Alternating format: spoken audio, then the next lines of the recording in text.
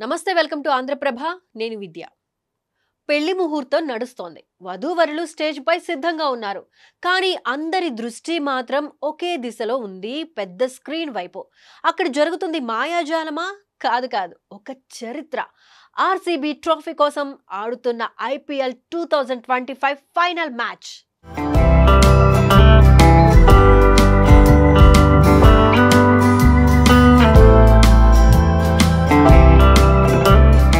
IPL 2025 final match రోజు బెంగళూరు నగరమంతా గులాబీ రంగుల్లో కనువిందు చేసింది.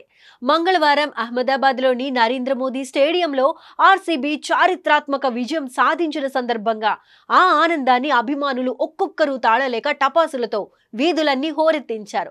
కానీ ఈ ఆనందం ఓ సాధారణ క్రికెట్ గేమ్ కి కాదు. ఇది 17 సంవత్సరాలుగా ఓడినా నిలిచిన వాళ్ల గొప్ప నమ్మకానికి, ఓ ఆటగాడు విరాట్ కోహ్లీ గెలుపు కోసం చేసిన త్యాగానికి కమ్మిన గానామృతం. అయితే ఈ క్రికెట్ ఉత్సాహం మామూలు స్థాయిలో లేదని చాటి చెప్పే ఘటన ఓ పెళ్లి వేడుక. బెంగళూరులో జరిగిన ఓ పెళ్లి శుభకార్యంలో వధూవరులు స్టేజ్ పై సిద్ధంగా ఉన్న అతిథుల కళ్లంతా టీవీ స్క్రీన్ మీదే నిలిచిపోయాయి. ఎందుకంటే అదే సమయంలో ఐపీఎల్ ఫైనల్ క్లైమాక్స్ కు చేరింది.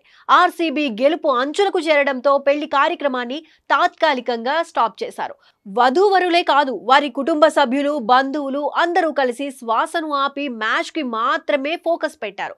ఫలితంగా మ్యాచ్ ముగిసిన తరువాతే పెళ్లి ముహూర్తాన్ని జరుపుకున్నారు. ఈ ఘటన సోషల్ మీడియాలో వైరల్ అయింది. ఇది కేవలం క్రికెట్ విజయానికి సంబంధించిన వార్త కాదు.